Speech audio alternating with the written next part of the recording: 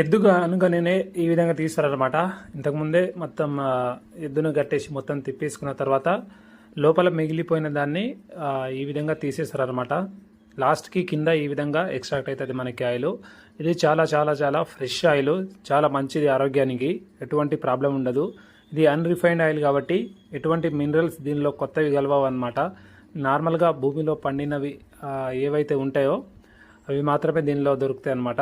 So almost ఒక 13 కేజీల seeds వేస్తే ఒక 6 నుంచి 6.5 కేజీల ఆయిల్ అయితే మనకు దీనిలో ఎక్స్ట్రాక్ట్ అవుతుందన్నమాట.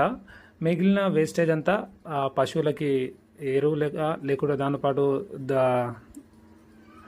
ఆవులకు దానా లేక పనిచేస్తుంది అనమాట. ఇది చాలా చాలా మంచిది, వాటికి మంచి పవర్ ఇస్తుంది అనమాట.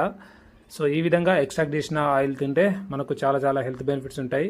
అండ్ మన గుండెకి అయితే చాలా మంచిది అనమాట.